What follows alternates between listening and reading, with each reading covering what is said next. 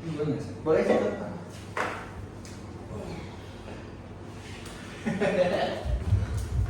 Ajasmi ini ceritanya kan pura-puranya jadi tuh peneliti yang nggak kenal Ajasmi juga ya ada mahasiswa pengen wawancara Ajasmi gitu. Oh jadi saya tetap manggil Jaki nggak apa-apa? Boleh, nggak apa-apa. Cuma jangan yang kayak Lu kan tahu apa enggak jangan kayak gitu kan? iya, oke. Ini langsung mulai aja berarti nggak apa? Oke. Assalamualaikum warahmatullahi wabarakatuh. Terima kasih kepada Ajasmi sudah mau menyempatkan waktunya untuk saya wawancara. Saya saat ini sedang membuat penelitian judulnya itu Strategi Komunikasi Pemasaran Program Support UMKM pada Percetakan Cipta Grafika. Nah, sebelumnya boleh nggak ya sedikit diperkenalkan gitu Ajasmi itu di sini sebagai apa, udah berapa lama? Oke, saya Jasmine Hamzah atau ya, saya awalnya kerja di Cipta itu dari 2016 masuk keluar sampai 2022 baik lagi posisi langsung ambil jadi marketing manager. Ya, di situ saya lihat Cipta untuk branding di sosial medianya belum kuat gitu, dan akhirnya saya ambil alih posisi itu untuk diperkuat lagi brandingnya sampai saya lihat kok kontennya gitu-gitu aja gitu, nggak begitu menarik, dan sampai saya kepikiran kebetulan Instagram waktu itu mulai fitur kalau 2023 awal. Terus saya kebetulan punya teman punya kayak seblak gitu. Nah akhirnya situ pertama kali coba nih kalau mereka kebetulan kenal sama orang. Dan saya pikir nguntungin kedua pihak, pertama bakal nguntungin Cipta yang juga mungkin bakal cetak Cipta untuk kebutuhan packagingnya. Kedua dia baru buka juga, pasti dia butuh awareness. Kebetulan Cipta udah punya followers dan dia belum begitu punya followers. Akhirnya kita collab tuh pertama kali. Di situ belum ledak sebenarnya, belum sama sekali, view masih 1000. Terus coba terus collab yang tadinya sebulan sekali, sebulan 4 kali sampai sebulan 8 kali. Puncaknya itu ketika malah collab yang dimana followernya lebih dikit lagi waktu itu, tulang rangmu. Nah itu yang paling ledak, kalau nggak salah 40.000 view. Dan saya dengar dari tim juga dampaknya si tulang rangmu ini, UMKM ini bisa sampai bisa beli freezer lagi buat kebutuhan operasionalnya.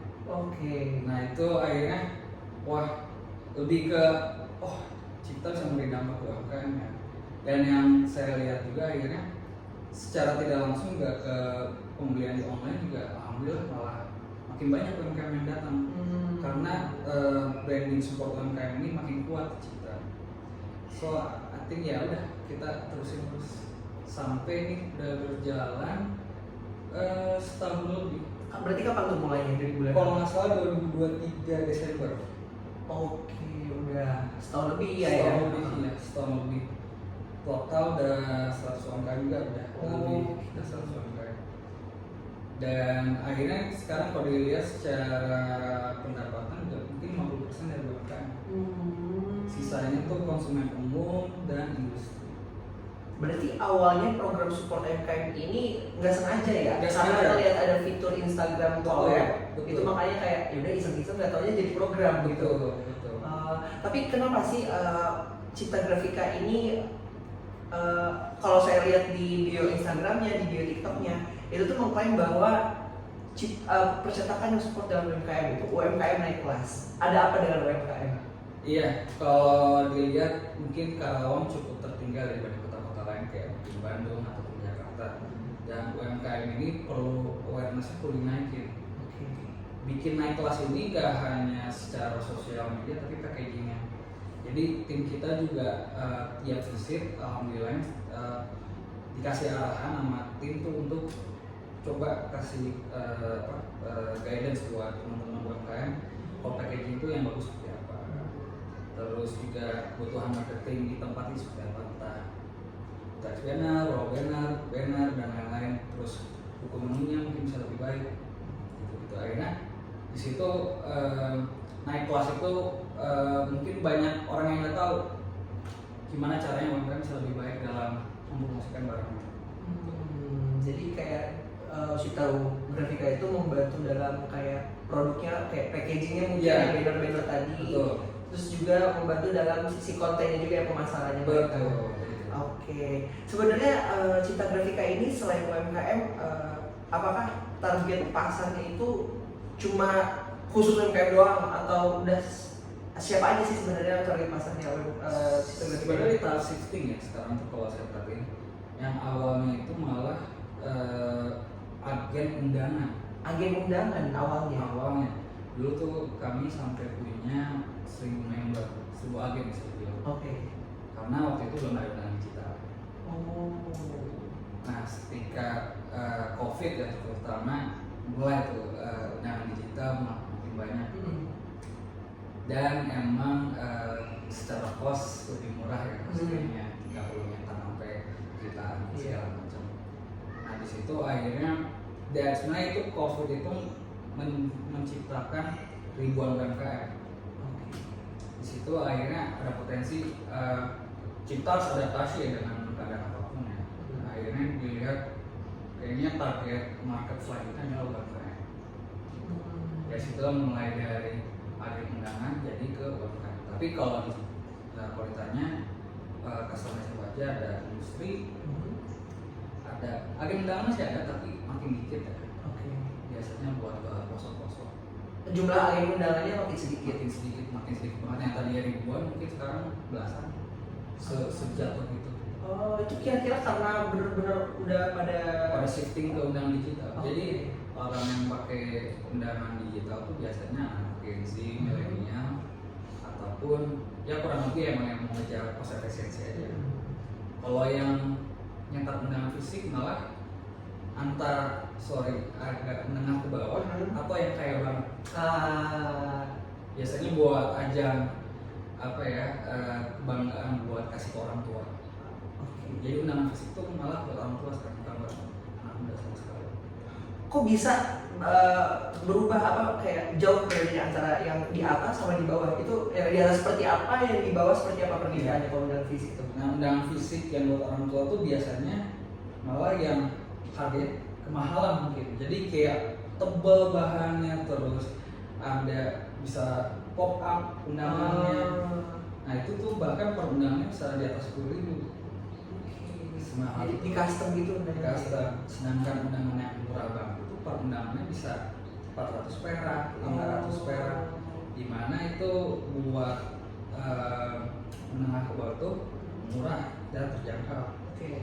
Dan orang menengah ke bawah juga ya ada yang bisa dibilang yang nggak punya HP jadi dapatnya undangan fisik. Jadi masih kepake buat orang-orang seperti ini. Jadi masih bisa menjangkau berbagai segmen target pasar gitu ya. Iya betul. Berarti tadi itu awalnya Cipta Grafika itu agen undangan doang. Terus shifting karena ngelihat UMKM makin banyak, di situ ngelihat peluangnya, akhirnya merambah ke kebutuhan-kebutuhan UMKM juga. Iya betul. Tapi dari awal itu belum ada kayak perbanneran kah atau dulu kita ya sebenarnya bahasa Inggris ya spanduk gitu banner. Cuma dulu tuh spanduknya masih tradisional, nggak pakai mesin cetak. Kayak gimana tuh? Dia kayak 3 warna itu sablon. Jadi beberapa kali dicat gitu, RGB, red, green, and blue gitu. Nanti baru dapat warna. Jadi emang dulu tradisional dilukis dulu, kasih gambarnya nanti dipas-pasin. Digambar? Gambar dikasih kayak pakai spidol. Unik ya. Baru tahu ya. Awal-awal tuh kayak gitu cetakan. Karena dulu kita nggak mesinnya. Itu mungkin tahun 90-an ya kalau saya dengar ceritanya. Oh iya, ngomong-ngomong tahun 90-an sebenarnya Cipta Grafika ini boleh dijelasin secara singkat aja kali ya, sejarahnya gitu. Dia Cipta itu berdiri tahun 94. Jadi ownernya ini berawal dari keisengan kegabutan dia tiap pulang kerja. Di garasi ada komputer nganggur, terus dia ya udah dia belajar desain. Belajar desain pakai Corel Draw, belum ada Canva ya, belum ada. Anak sekarang pakai Canva dengan berbagai ornamen dan elemen dan template yang gampang itu sekarang. Tapi pas tahun 94 itu benar-benar belajar dari buku Corel Draw. Nah di situ belum punya mesin, belum punya apa. Terus ownernya ini mikir ya udah dia coba layanin kebutuhan-kebutuhan yang orang mencetak presentakan, tapi dia yang di Jakarta. Oke. Jadi dia yang desain, nanti dia yang pergi ke Jakarta. Terus tiap hari outsourcing sampai akhirnya punya modal untuk beli beli mesin, beli bahan modal buat kertas. Mesin apa tuh yang pertama kali punya? Itu biar saya jujur nggak inget ya. Cuma seingat saya tuh awal-awal malah mesin potong kertas. Mesin potong kertas? Belum mesin cetak. Oke. Nyetaknya masih di luar. Nah, tapi puncaknya itu pas ketika 2000, ini agak loncat ya. 2013 kalau nggak salah. Itu pertama kali beli mesin buas berapa ya? Fuji Xerox. Ya, Fuji Xerox itu harganya waktu itu 2,5 miliar. Itu mesin apa tuh Fuji Xerox? Mesin A3. Mesin A3. Di situ baru akhirnya menghemat banget, gak perlu ke Jakarta lagi. Di situ baru malah dari situ pertama kali kita mulai bisa buka 1 cabang, 2 cabang, sampai total tuh sekarang 5 cabang. 5 cabang di mana aja? Karawang 3, ada Galuh, di sini Geraha, sama di Tupares jadi. Purwakarta 1 sama Cianjur 1. Total 5 cabang. Akhirnya alhamdulillah masing-masing, seingat saya masing-masing hampir punya mesin kecuali yang di Galuh. Kalau Galuh tuh fokusnya di industri. Oh, cabang yang di Galuh fokusnya di industri. Ya. Tapi kayak nerima ini juga nggak yang perorangan? Tetap umum, tetap terima, tapi ya buat menjalin ini aja ya, menjalin silaturahmi sama konsumen umum aja. Tapi fokusnya tetap di industri. Oke. Berarti awalnya itu mesin yang dipunya adalah A3 ya? Iya. Sejak saat itu akhirnya bisa produksi sendiri, Betul. bisa sampai buka cabang baru. Dan selama berarti berapa? 31 tahun Cipta Grafika berjalan, itu tuh apa aja sih permasalahan dan hambatannya? 31 tahun, ini kalau based on owner ceritanya ya. Pertama pastinya SDM ya. SDM dulu tuh kita sampai sempat punya bengkel buat reklame. Bengkel buat reklame? Iya, kayak billboard yang di luar sana tuh. Kita sempat punya bengkelnya. Cuma akhirnya dari owner ini tidak sanggup untuk ngurusin SDM. SDM ini kayak kerjanya bisa masuk sesukannya, terus gajinya susah dikasih, entah buat naik kerendahan. Terus owner mikir akhirnya cara ngatasin ini daripada bikin beban perusahaan, akhirnya dijual bengkel untuk cost efisiensi, malah lebih menguntungkan ketika outsourcing. Oke. Gitu. Jadi SDM pasti tantangan utama ya. Dari 1 karyawan sekarang total 94 karyawan. 94 karyawan. Itu termasuk orang yang magang sih. Itu SDM. Kedua, kalau tantangan tren, alhamdulillah ya, yang tadi udah cerita juga, COVID itu salah satu tantangan. Ketika orang-orang jualan kertas, jualan untuk printing dan segala macam, kita sempat jualan cabai. Cabai, bawang bombay, beras. Pas COVID, yang penting karyawan gak ada yang keluarin. Tetap ada penyesuaian gaji karena COVID ya, dan pendapatan turun semua, pasti semua, mungkin bisa bilang semua industri ya. Mungkin bisa dilihat data di internet. Cuma alhamdulillah Cipta pas COVID itu kami tidak ada yang kami tidak memisah 1 karyawan. Oh iya, nggak ada layoff? Nggak ada layoff sama sekali. kerja itu salah satu ngatasin itu juga kerjanya di shift ya, di shift ya. Jadi ada yang shift pagi doang, ada yang shift siang doang. Oke. Dan kerjanya itu seingat saya cuma 15 hari dalam sebulan. Oh 15 hari berarti banyak banget bolong itu? Iya, jadi gajinya juga dipotong. Oke. Tapi yang penting nggak dipecat.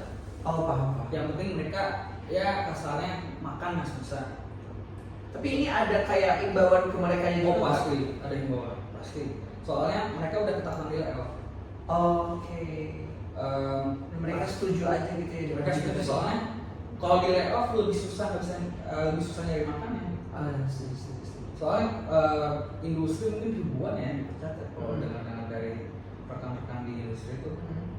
Nah, tapi Cipta itu nggak ngeluarin satupun, nggak layoff satupun, karena malah mereka yang kasarnya mereka butuh kerja buat kebutuhan makan mereka. Dan alhamdulillah waktu itu juga Cipta chefnya masih ada juga, jadi kalau makan siang masih bisa. Sisanya ya dari gaji mereka makan di rumah tiap pulang kerja. Kok bisa sih kepikiran waktu itu jualan cabai, bawang bombay, padahal percetakan Pak, emang nggak gengsi nggak apa kayak belok banget ini Batik Steel kalau saya lihat. Kasarnya nih kalau udah pendapatan turun terus buat makan lah, ini buat bertahan hidup apapun harus dilakuin, penting halal. Nah akhirnya ownernya kepikiran tiap karyawan masing-masing jualan doang.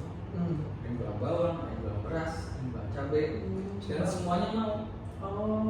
Semuanya mau, sampai sempet gudang tuh penuh dengan bawang, bukan sama kertas.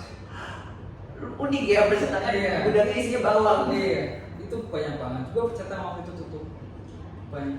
Oke. Tapi alhamdulillah Cipta tetap bertahan. Tapi tetap ya kita ada printingnya juga. Oh iya. Tapi nggak bawang ini dibantu banget. Tapi waktu itu sempat menurun juga nggak percetakannya? Jadi lebih banyak dari mengandalkan si persayuran ini. Iya, turun pendapatan printingnya turun banget. Makanya bawang ini kasarnya buat nge-backup pendapatannya si percetakan ini. Nah, setelah itu gimana caranya biar printing ini bisa awakening lagi gitu? Alhamdulillah itu sih it's matter of time ya. Jadi ketika COVID-nya mulai mereda, terus kita juga kencangin di online. Kencangin di online karena kan datang aja kita harus pakai masker, banyak yang ketakutan datang ke toko, akhirnya kita nge-pushnya di online, terutama di WhatsApp.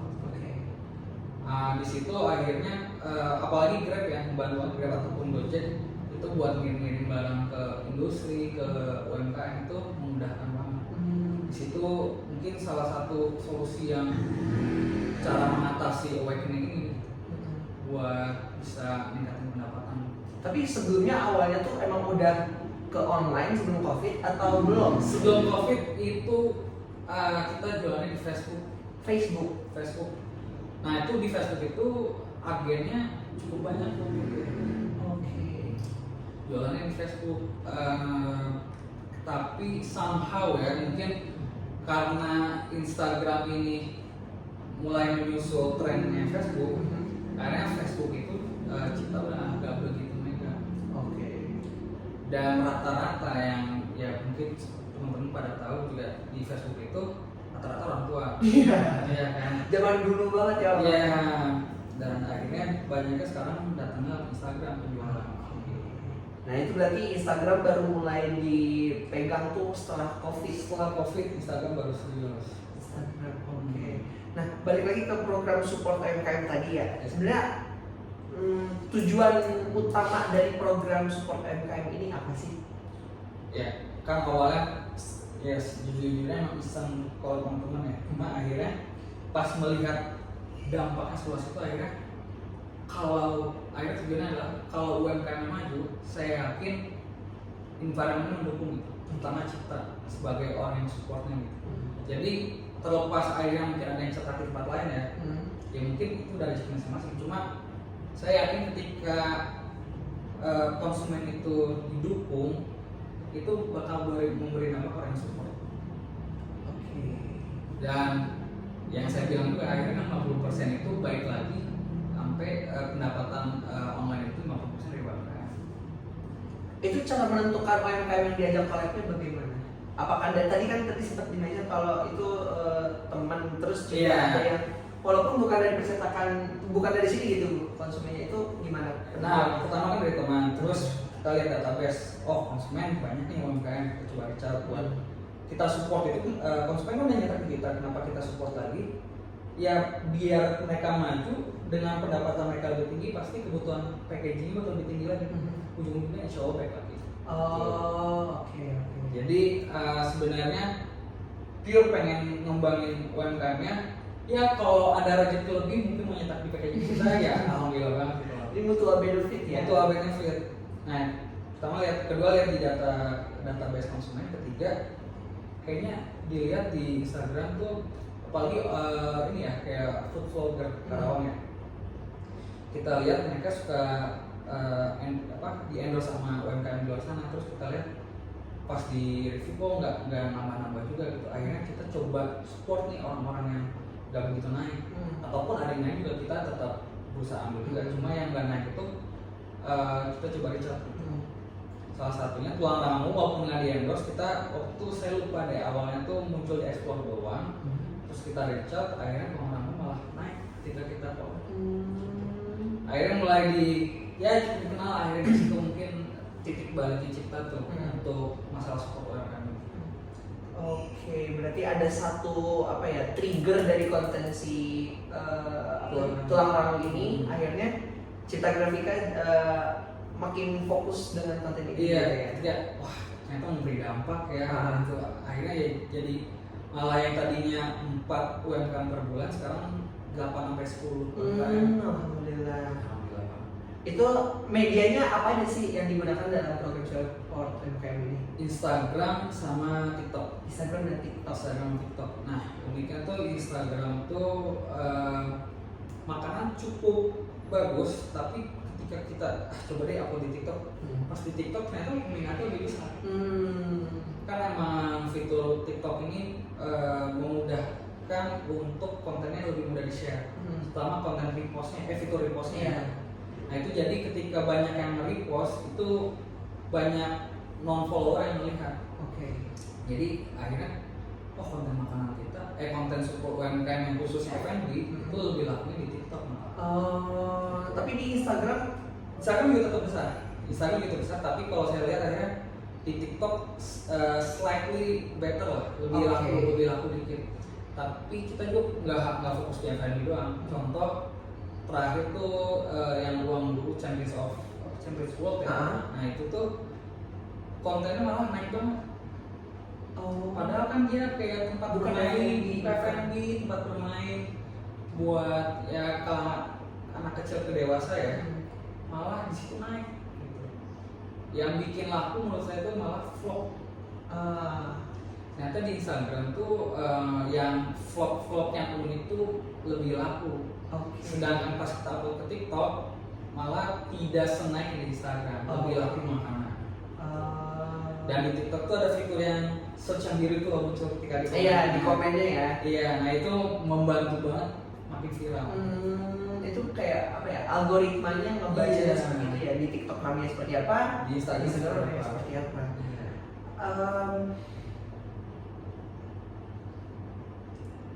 Ngobrolin seru banget tadi ya. Tenang pas dulu.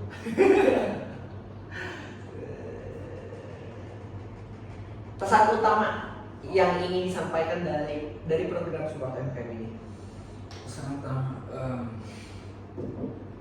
ketika videonya keluar, pesan utamanya apa buat UMKM? Enggak cuma soal video, program support UMKM in general. Oke. Pesan utamanya sih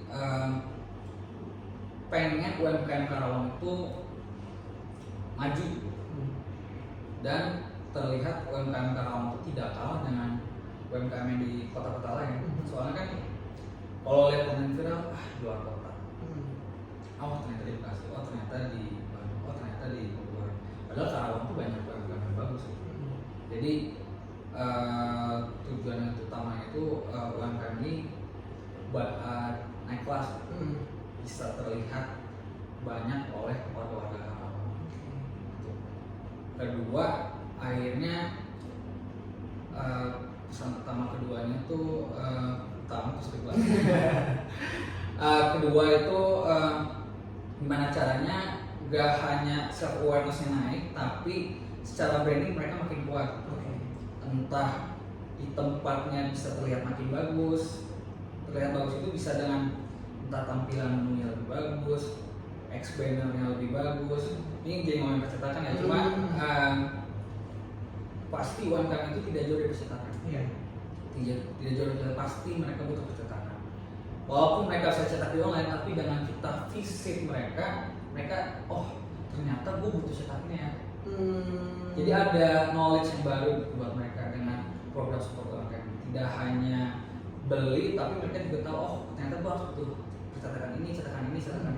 Itu berarti dari pihak Cipta Grafikanya menawarkan produk atau seperti apa? Pertamanya pastinya kita ngasih tahu, oh ini kak kurang ini. Jadi pertama ngasih tahu dulu. Kalau mau nyetak di kita pasti ngasih tahu kak kita juga jualan ini loh. Gitu. Jadi ya soft selling dikit-dikit lah. Ini. Jadi gak hanya support mereka, tapi kita juga mau boncos ya.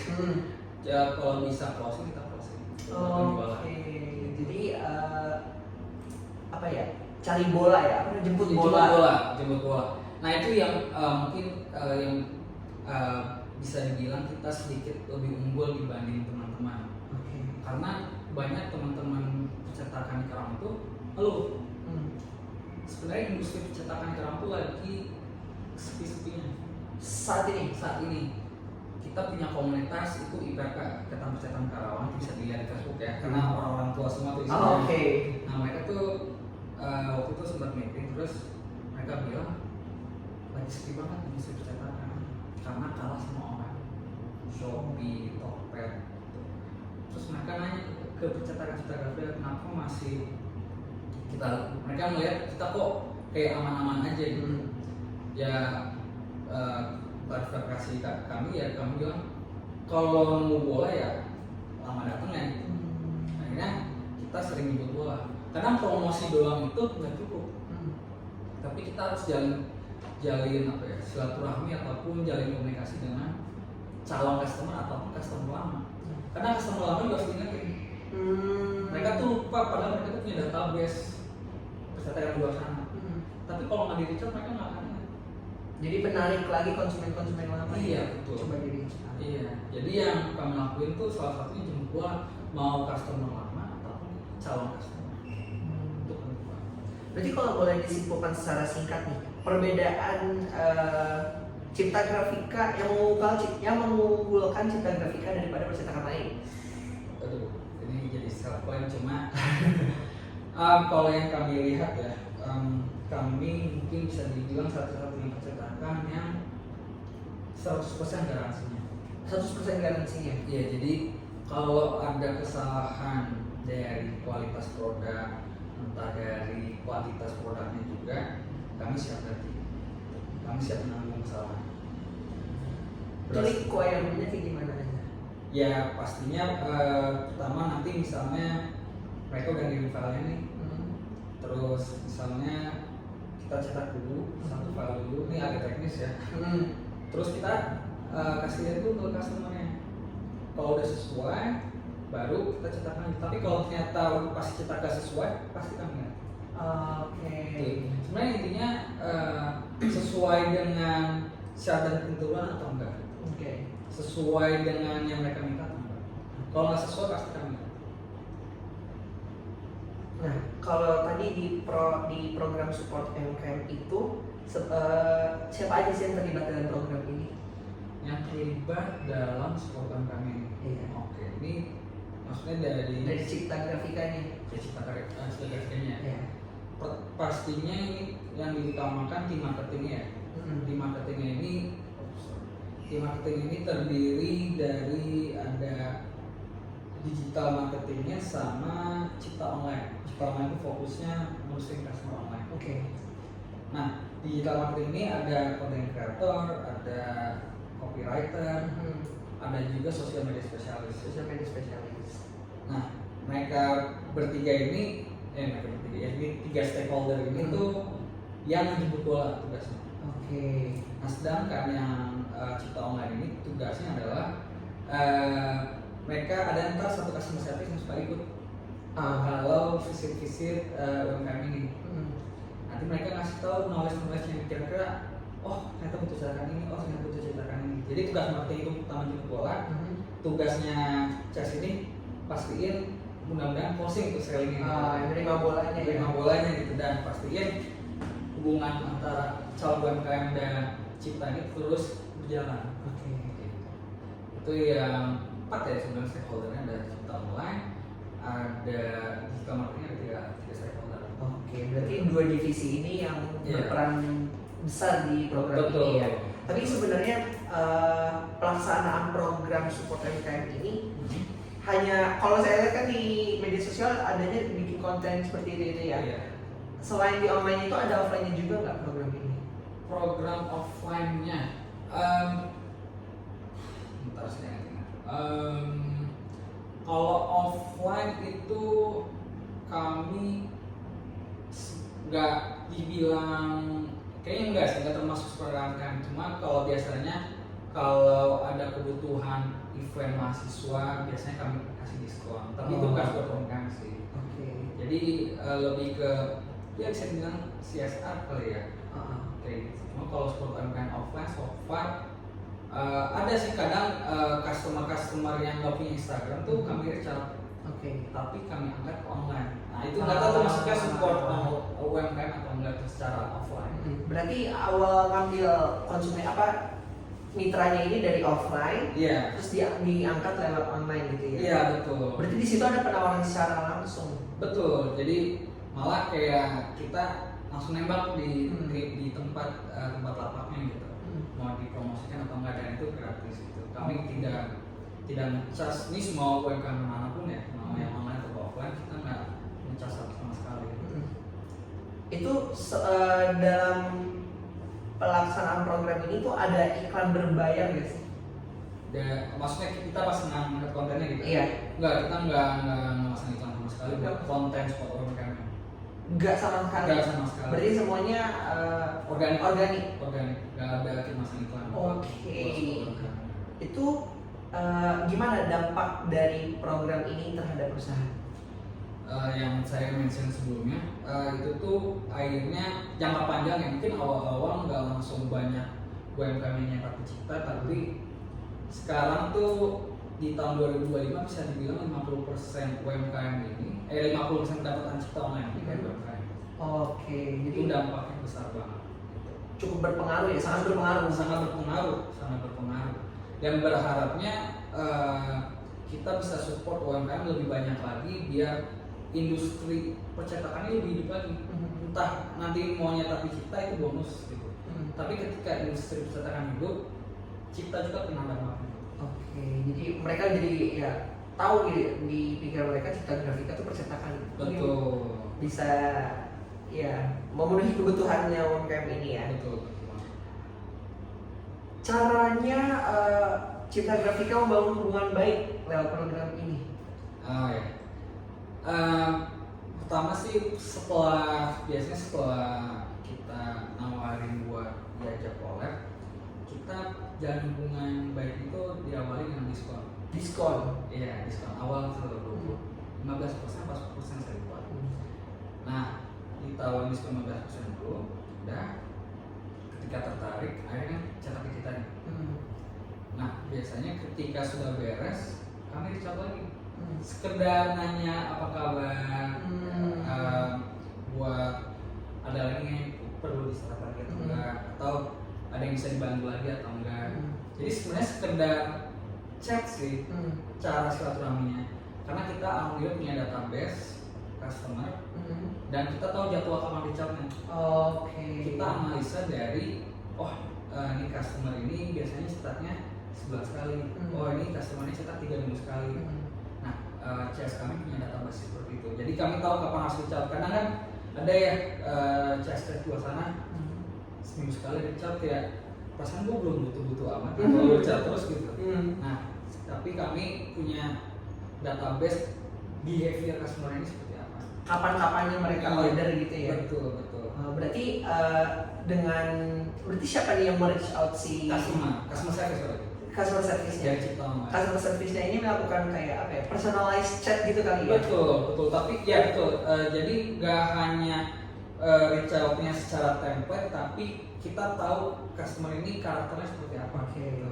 Entah ada family background-nya, entah keadaan restoran atau keadaan tokonya seperti apa. Gitu. Jadi pendekatannya harus secara personal. Oke, berarti udah tahu dulu ya. Sebenarnya. Pernah bekerja sama nggak dengan komunitas mungkin atau media atau influencer Cipta Grafika dalam program support UMKM ini ya? Oh, dalam program support UMKM ini ya, sama influencer ingat saya nggak pernah, sama komunitas saya lupa, ada satu komunitas kalau nggak salah yang komunitas thrift di dulu tuh masih di Gramet. Oke, di Gramet. Nah itu tuh ada komunitas thrift baju-baju gitu. Kita pernah support tuh, diangkat kontennya terus dan ternyata mereka juga nyetak bannernya di kita. Oh, nah itu berarti awalnya karena mereka nyetak banner di Cipta Grafika dulu, baru di sebenarnya mereka propose sih untuk memajukan sponsor. Tapi kami pikir, wah ini kalau komunitas yang disupport dan di dalam komunitas kan banyak toko-toko ya. Nah di situ nanti awareness Cipta Grafika makin besar ketika mensupport komunitas ini. Akhirnya kami sponsorin lah dengan kasih potongan, gitu. Potongan buat nyetak cipta. Gitu. Berarti itu dari apa ya? Sponsor dalam suatu event, ya. Akhirnya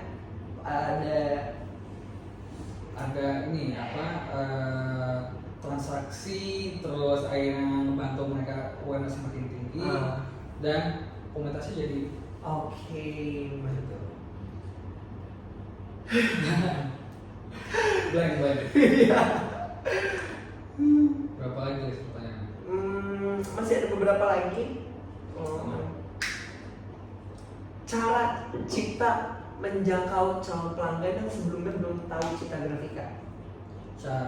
Cara Cipta menjangkau orang-orang yang sebelumnya belum tahu Cipta Grafika, akhirnya sampai mereka bisa order di kita. Di Cipta Grafika. Oke. Sebenarnya dari program support UMKM ini itu banyak video-video yang viral. Nah, dari video viral ini akhirnya itu banyak non-follower. Jadi kalau dilihat reels kita nih di insight-nya, non-followersnya itu bisa dibilang 98% yang melihat video viral kita. Oke. Kan follower kita belum besar-besar amat. Tapi dari situ emang itu bentuk apa ya? Bentuk kami cara menjangkau non-follower ataupun customer yang belum tahu Cipta. Nah, dari situ tuh ternyata Cipta itu support UMKM banget ya, sampai UMKM yang ada yang follower yang kecil aja disupport. Salah satunya tulang ramu yang akhirnya berhasil, yaitu mereka bilang penjualannya naik sampai bisa beli freezer buat kebutuhan operasional mereka gitu. Dan apalagi ya selain itu, biasanya kita juga kasih referral ke ke customer yang rekomendasi Cipta Grafika.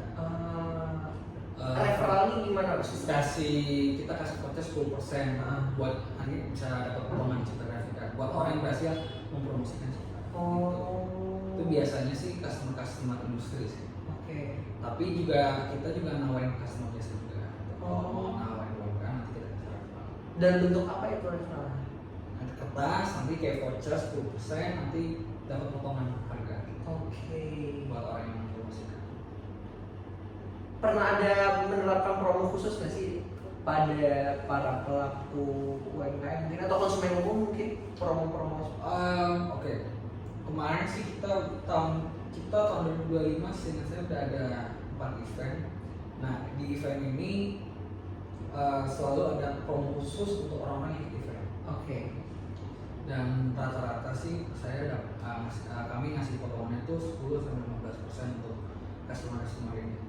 Jadi bagi-bagi voucher diskon gitu ya? Iya, dan eventnya kebanyakan sih entah gratis ataupun harganya sangat murah. Soalnya tujuan kami itu pertama ngasih edukasinya, kedua ya kalau bisa closing juga lagi-lagi bonus. Iya. Tapi kalau untuk promosi khusus di program support UMKM ini seperti apa bentuknya? Sama seperti yang voucher yang ya biasanya UMKM pertama kali kami reach out tuh pasti kami kasih voucher. Itu mulai dari 10 sampai 15%.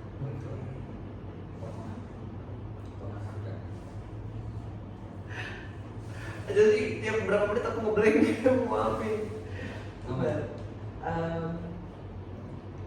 Event udah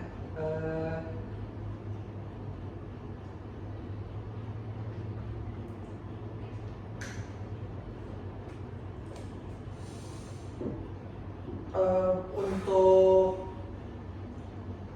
promosi dari sejauh mana Cipta Grafika mengandalkan promosi mulut ke mulut. Maaf ya.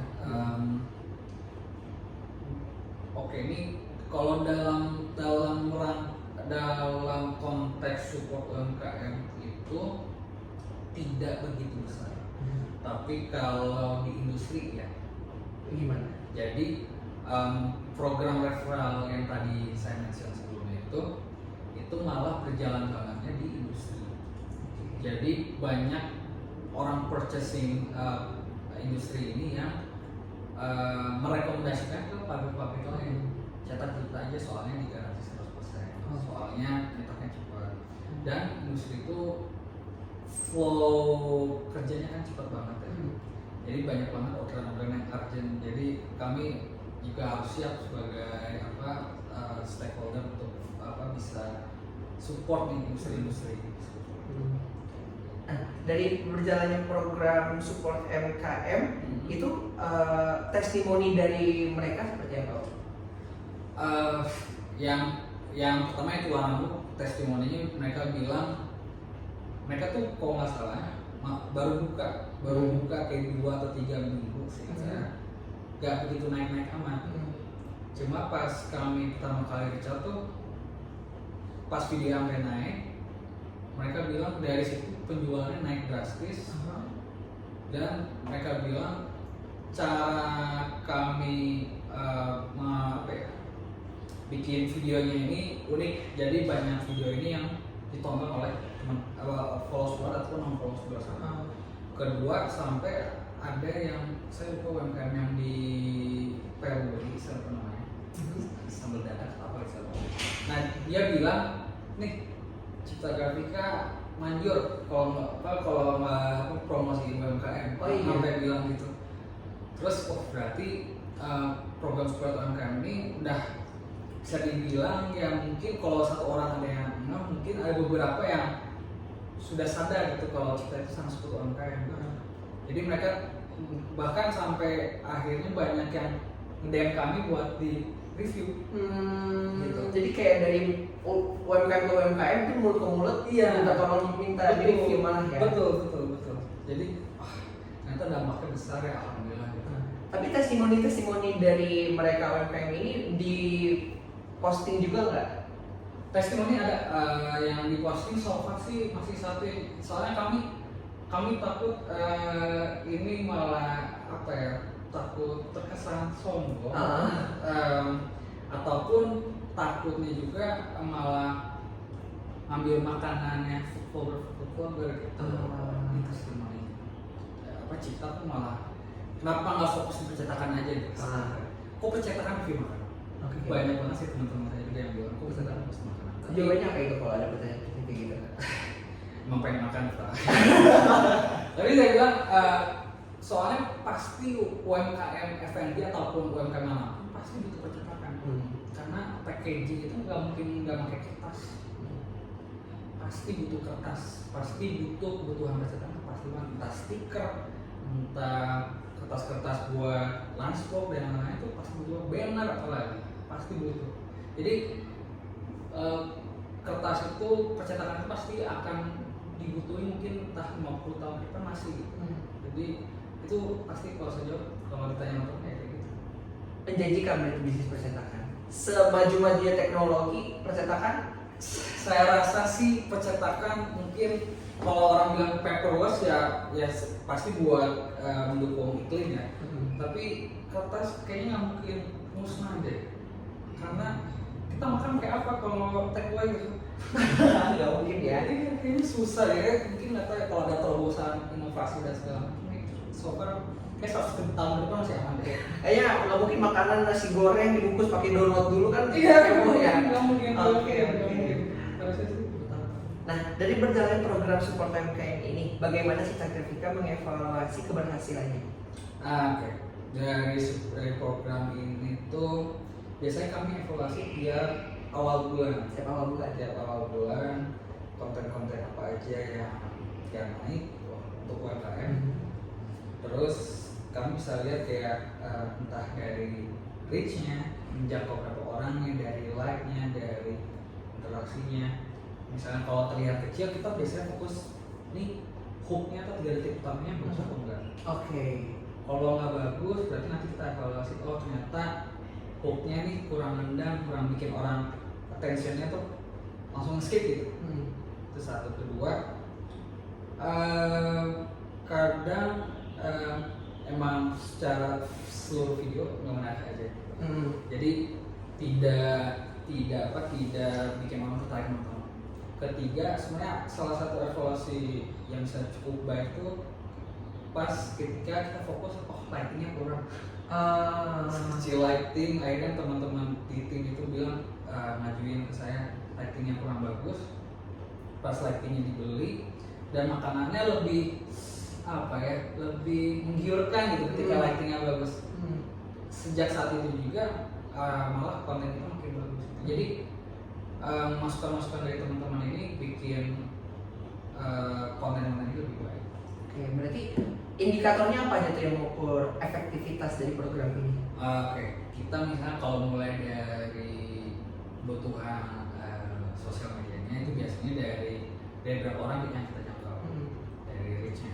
Tapi kalau misal secara selling, nah kami itu di Instagram suka ada kayak Bitly di mana kalau diklik linknya itu ada auto message. Oke. Nah template-nya itu kami pakai buat indikator berapa orang yang klik link itu di sosial media kami.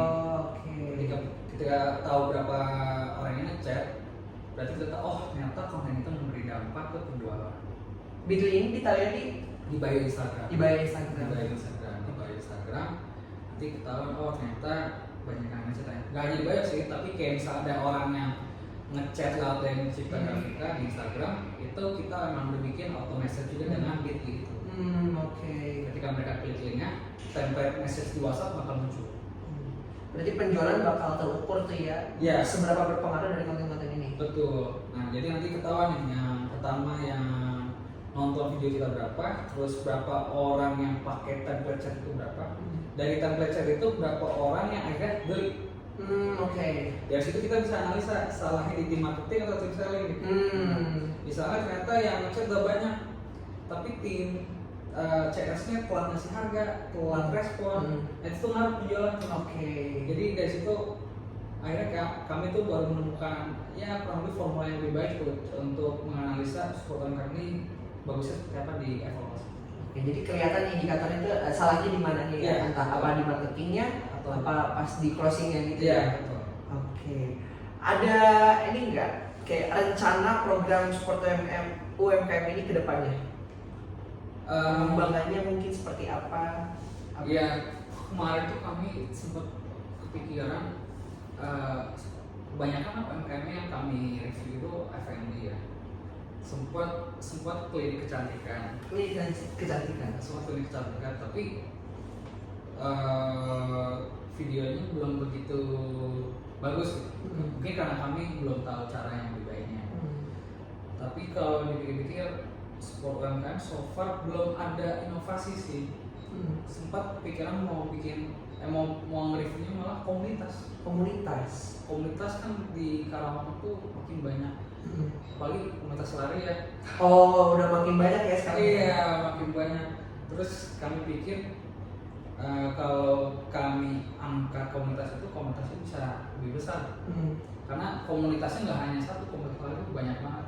Komunitasnya nggak hanya komunitas, ada komunitas pembaca buku, ada komunitas apa yang sign yang buat orang disabilitas bisa mau sign language juga ada komunitasnya. Kalau kami support kayaknya bisa terangkat tuh. Berarti nggak pengen merambah ke komunitas juga nggak? Iya, rencananya pengen komunitas, soalnya kalau UMKM doang kayak pengen ada hal baru aja gitu rasanya. Cuma ada kekhawatiran adalah apakah ini akan merusak algoritma atau enggak. Soalnya malah nanti dampaknya nanti UMKM malah nggak naik gitu yang kami takuti. Jadi benar-benar kami harus hati-hati kalau mau bikin dua target UMKM dan komunitas.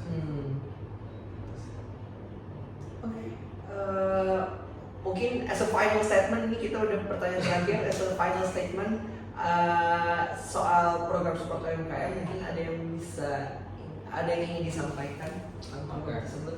Walaupun ini video ini tidak dipromosikan, tapi sebenarnya program support UMKM ini tujuan besarnya UMKM Karawang mudah-mudahan lebih besar, naik kelas, ya mudah-mudahan rezekinya menggelar kami. Tapi dengan UMKM Karawang makin besar, warga-warga juga nggak perlu keluar dari Karawang, akhirnya malah bisa kulineran di Karawang aja sebenarnya. Dan dampaknya juga nanti penjualan UMKM makin besar, terus banyak juga akhirnya mungkin calon-calon warga Karawang yang menjadi UMKM juga. Kan industri juga makin berkurang. Yang dari 1.500 kan tinggal 900 orang. Mungkin mereka mau jadi UMKM karena memang UMKM ini kalau nggak salah saya mensupport 90% ekonomi Indonesia. Mungkin bisa dicek ya saya secara datanya. Makanya UMKM ini perannya besar gitu, di ekonomi Indonesia ataupun Karawang. Gitu. Mantap sekali teman-teman. Support UMKM. Terima kasih banyak Ajasmi atas waktunya sudah mau saya wawancara. Mungkin kalau misalnya nanti saya butuh beberapa informasi yang perlu dilengkapi, boleh saya reach out lagi ya Kak ya. Terima kasih. Wassalamualaikum warahmatullahi wabarakatuh. Aduh, betul banget. Oh my god. Tapi btw Ajasmi apa ya?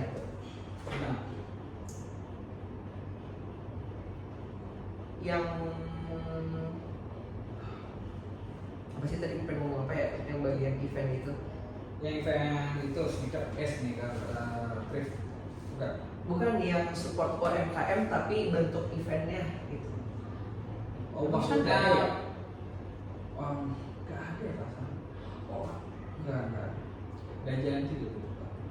Yang ngadain seminar buat UMKM. Nah itu Shine Forest kan contohnya workshop. Iya enggak. Nah kalau kayak gitu boleh aja jadi nanti kan aku bisa pakai. Shine Forest itu tuh buat pembelajaran atau buat mereka jualan? Workshop sih, jadi kayak ayo bikin. Bisa lagi bikin kayak ada tapi apa gitu. Sama ini yang waktu ngerangkai apa? Arkamaya itu kan workshop juga kan? Nggak jadi kan gitu. Nggak jadi ya? Justru cuma satu-satunya itu si Shine Forest doang yang bekerja sama dengan kita. Jadi support UMKM di mana itu workshop gitu ya? Tapi aman sih, ini kemarin Tefat jawabnya ini misalnya Shine Forest, jadi bisa ke cover Tefat ya gitu. So far yang lain semua kejawab alhamdulillah. Aja sih makasih banyak ya Ayah udah punya kebantuan Jaki bikin skripsi ini. Nah kan bisa saling, makanya kan sampai 4 informan biar saling mengisi. Tapi yang komunitas memang literally tadi baru bahas sama Farhan. Oh iya. Kayaknya kalau support komunitas seru deh. Saya pengen bikin yang beda aja, cuma saya mikir sama bagaimana. Tapi kayak emang ada ya akun yang nggak bisa fokus, yang fokusnya tuh banyak ada nggak? Kayak misalnya kan kita udah fokus sama UMKM. Kalau kita mau ke komunitas, kira-kira emang nggak bisa banget apa? Ya bisa, tadi maksudnya nggak jadi prioritas aja sih. Pengennya kayak ada komunitas lari, ada komunitas membaca, kayak gitu hal-hal yang kecil tapi kalau lari sih kayaknya warna sudah tinggi ya, cuma kayak komunitas kayak Sanyo itu masih dikit. Tapi menurut Ajasmi gimana? kita fokus di objeknya atau kita fokus di cara penyampaiannya. Karena kalau misalnya kita fokus di vlog itu bisa masuk di mana aja. Bisa pas kita lagi visit, bisa pas kita lagi champion itu kan bukan makanan gitu. Barangkali nanti kita misalnya mau review komunitas dengan cara vlog, pendekatannya gitu, jadi yang kita utamain. Oh, pendekatannya. Ya mungkin vlog salah satunya, soalnya kalau secara objek kita belum tahu caranya. Ya nggak sih? Soalnya yang cerdas sport kalau saya lihat videonya literally kita nggak tahu cara mempromosikan yang mana, tapi dengan vlog pure gitu. I know right? Dengan share keseruannya. Iya. Jadi itu videonya. Karena kalau vlog yang kita jual tuh serunya, kocaknya gitu ya. Bukan objektifnya. Ya objektif secara tidak langsung. Itu bonus lah. Maksudnya akhirnya tercapai, oh ternyata seru ini gitu. Jujur itu sih yang dari mana aku pikirin apa kita banyakin vlognya gitu. Ya pengen sih, apalagi banyak komunitas kayak saya tuh bisa support banget. Terutama yang ini yang suka perpustakaan jalan tuh volunteer juga nggak sih? Apa komunitas? Itu komunitas ada volunteer. Volunteer pasti dicanangkan oleh komunitas. Ya, itu masih. Ya kayak gitu pengen banget. Masih ada ya. Kalau bukan lagi, kalau bukan anak KKN ya pasti. Oh iya. Terakhir gimana sih? Waktu itu sempat tahun lalu atau enggak di kafe kan dulu. Tadi belum masalah. Terus tadi juga paham kan? Nanti bakal ada maraton barangkali. Acara apa? Maraton, katanya maraton terbesar di Karawang. Yang kayak kemarin katanya JKR mau jadi IO-nya. Ah iya, nggak tahu apa. Tadi kan sempat saya mention apanya. Nggak tahu. Biasanya jadi aku boleh nggak sih nanti kan sebenarnya deadline aku kan tinggal 2 minggu lagi ya. Terakhir tuh tanggal 10 ini BTW tanggal berapa ini? Terakhir tuh tanggal 10 ya kan, 10 Juli. Jadi kayak 1, 7, 9, 10, 11, 12 hari lagi. Terus gimana rencana mau ngapain? Rencananya tuh kan aku mau minta izin sih kan tanggal 4 kita report. Nah aku mulai tanggal 5 sampai tanggal 10 aku minta off dulu sebentar, boleh nggak? Ya apa? Kayak waktu itu kan Azmi bilang kalau Afril sebenarnya ada buat backup jadi kan. Dan aku rasa Afril udah cukup aman. Dan kemarin juga aku udah sempat minta izin juga sama Farhan, sama Fatria, sama Afril kayak guys boleh nggak kamu siap nanti sebelum ke 10 aku minta izin sama Azmi. Ya aman sih. Gak apa-apa, bener, 5 sampai 10. Itu tanggal 11 tuh udah Masuk lagi. Enggak, maksudnya tanggal between 5 sampai 10 itu udah skrip udah sidang. Belum, itu baru daftarnya. Jadi aku tuh mengejar tanggal daftarnya dulu kan. Nah nanti ada lagi sidang skripsinya di tanggal berapa belum muncul. Tapi kalaupun nanti aku udah kelar di sebelum tanggal 10, aku bakal kabarin aja sih aku masuk gitu. Gak apa-apa, lebih saya jujur aja maksudnya lebih worry-nya tuh jangan sampai off-nya ini malah bikin Jaki gak ngerjain skripsinya. Justru kayak ini aku titik dimana aku butuh-butuhnya off. Kalau kemarin karena aku mikir kayak masih bisa di backup karena emang masalahnya bukannya aku di dosennya waktu itu. Gitu. Aman ya 5 sampai 10 ya. Terima kasih banyak aja sih. BTW nanti aku juga mau interview Farhan. Ya, Gak apa-apa siang ya. Terima kasih banyak aja sih. No,